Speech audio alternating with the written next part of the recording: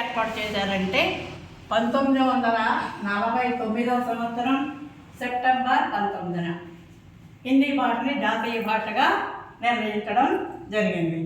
మన ఆంధ్రప్రదేశ్లో second language ఏంటంటే హిందీ భాష. ఫస్ట్ లాంగ్వేజ్ ఏంటి తెలుసా? తెలుగు.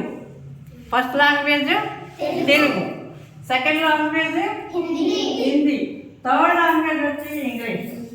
కానీ మనం అందరం ఎక్కువగా, మనం కాదు, నేను కాదు, మీరు ఎక్కువగా దేనికి ప్రిఫరెన్స్ ఇస్తున్నారు అంటే ఇంగ్లీష్కి ఇస్తారు.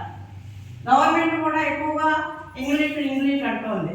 కానీ మనం ఎక్కడికి వెళ్ళినా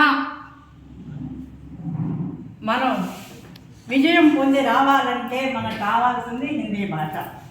ఏం కావాలి? హిందీ భాష. మరి ఆ భాషని మనం నేర్చుకుని చక్కగా ఎక్కడికి వెళ్ళైనా సరే, జాబ్ చేసుకున్నా సరే, బిజినెస్ చేసుకున్నా సరే, ఏం చేసినా సరే విజయాన్ని సాధించుకొని మనం రాగలం.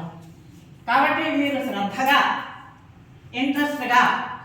అంటే ఇంట్రెస్ట్గా ఈ హిందీ భాషను చక్కగా నేర్చుకుని మీరు హై స్కూల్కి వెళ్ళేసరికి జమ్ముగా నాకు వచ్చండి, నాకు అన్నీ వచ్చు, చెప్పగలను అని చెప్పేసి మీ టీచర్లకి చెప్పగలగాలనేటువంటి ఉద్దేశంతో మీకు హిందీ నేర్పుదామని నేను వచ్చాను.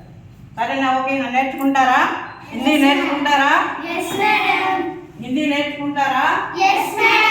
బాగా నేర్చుకుంటారా? ఓకే, ధన్యవాదాలు. మరి